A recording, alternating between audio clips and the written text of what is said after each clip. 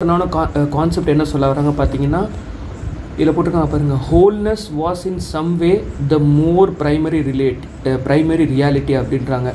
இதை தான் time and again நம்ம பகவத்கீதாவாக இருக்கட்டும் எல்லாத்துலேயுமே சொல்கிறது. உண்மையான ரியாலிட்டின்னு பார்த்தீங்கன்னா எல்லாமே ஒரு கம்ப்ளீட்னஸ் தான். கடவுள் படைச்சல எல்லாமே ஒரு ஹோல்னஸ் தான் இருக்குது அப்படின்னு சொல்கிறாங்க. எதுவுமே தனியாக இல்லை அப்படின்னு சொல்கிறாங்க. ஈவன் குவாண்டம் ஹோல்னஸ் என்ன சொல்கிறாங்கன்னா, சப் அட்டாமிக் லெவலில் பார்த்தீங்கன்னா என்ன தான் எலக்ட்ரானோட மூமெண்ட்லாம் ரேண்டமாக இருந்தாலுமே நீங்கள் ஓவராலாக பார்க்கும்போது எப்படி ஒரு பியூட்டிஃபுல்லாக ஒருத்தவங்க டான்ஸ் ஆடுறாங்க, ஒரு பேலே டான்ஸ் எப்படி இருக்கும், அந்த மாதிரி உலகத்தில் எல்லா விஷயமுமே ஒரு ப்ராப்பராக ஆர்கனைஸ்டாக கடவுள் படைச்சிருக்காரு. அதை தான் குவாண்டம் ஃபிசிக்ஸும் டைம் அண்ட் அகைன் சொல்லுது.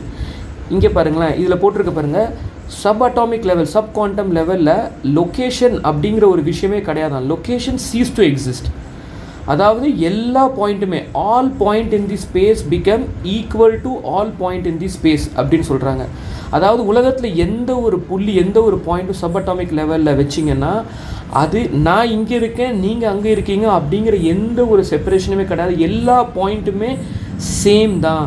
அதனால் என்ன சொல்லியிருக்காங்க, it is meaningless to speak anything as being separate from anything else. இந்த உலகத்தில் எதுவுமே தனியாக பிரிக்கப்படலை, எல்லாமே சேம் தான். அதை தான் டைம் அண்ட் அகெயின் பகவத்கீதையில் கிருஷ்ணரும் சொல்கிறது. ஓகேங்களா, இதில் நான் படைச்சதில் எல்லாமே ஒரே விஷயந்தான், நம்ம எல்லாமே சேம் தான், யாருமே தனியாக இல்லை அப்படின்னு சொல்கிறாங்க.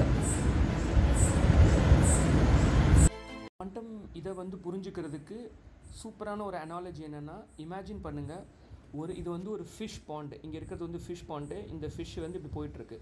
இது ஒரு அக்வேரியம். ஓகேங்களா, ஆனால் ஃபிஷ்ஷுனா என்னன்னே தெரியாத ஒரு ஆள், அக்வேரியம்னு என்னன்னு ஒரு தெரியாத ஆள்கிட்ட நீங்கள் என்ன காட்டுறீங்கன்னா ஒரு லைவ் ஃபீலை காட்டுறீங்க. இது சிசிடிவி கேமரா நம்பர் 1, இது சிசிடிவி கேமரா நம்பர் 2.